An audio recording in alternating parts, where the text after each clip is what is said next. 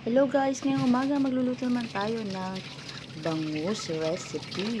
So ayan po, namili ako kanina sa palengke ng bangus, isang bangus.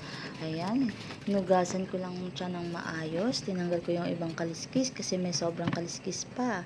So nilagyan ko na din po dyan ng asin. Naghiwa na din po ako ng ating bawang.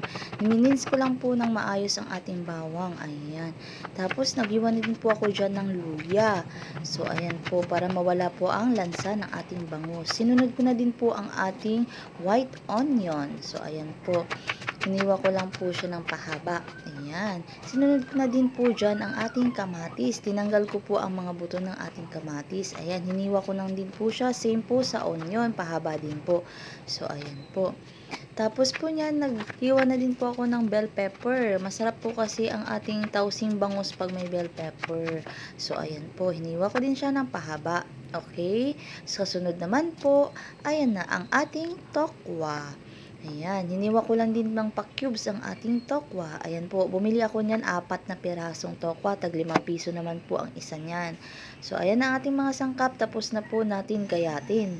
Ayan, tapos napainit na din po ako ng mantika sa ating kawali.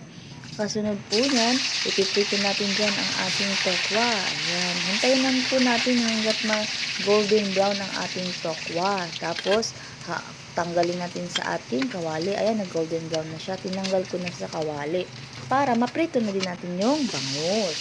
So, ayan po, nagprito na nga po ako ng bangus dyan. Ayan, antayin na natin siya magluto, tapos baliktarin na naman natin siya. Yan, binaliktad ko na nga pala ang bangus dyan. Ayan, napaluto na po siya. Patapos na din maluto ang bangus. Ayan, luto na. So, nag-add na naman ako ulit ng mantika. Nagisa na ako para sa ating sauce ng bangus. So, nagisa lang ako dyan ng bawang, sibuyas, kamatis, at luya. Nag-add na din po ako dyan ng soy sauce, toyo. Okay? Tapos, kasunod naman ay naglagay ako ng magic sarap. Sinunod ko na din po ang ating tausi. Ayan, ginisa ko lang po sila. Tapos, nag-add na din po ako ng oyster sauce para manamis-namis naman siya. Tapos niyan, naglagay na din po ako dyan ng isang tasang tubig. Ayan. Tapos, takpan lang po natin yan. Pagtapos po, maglagay po tayo ng suka. Ayan. Para masarap. So, tapos po, naglagay din po ako dyan ng asukal, pangpantay po ng lasa. 2 kutsarita lang pong asukal. Tapos, nag-add na din po ako dyan ng pamintang powder. Tapos, tinakpan ko. Tapos, naglagay ulit ako dyan ng laurel. Siyempre, para mabango ang ating tausing bangus. So, binalik ko na ang bangus sa kawali. Ayan, nilagay ko na sa kanyang sarsa. Tapos po, binaliktad ko lang para po magpantay lahat. Magkaroon din ang lasa ng kabilang side. Pagkatapos yan, nag-add na din po ako ng slurry or cornstarch na tinatawag para lumapot ang ating sarsa. Tapos yan, hinulog ko na din po ang ating luto ng tokwa at saka yung ating bell pepper.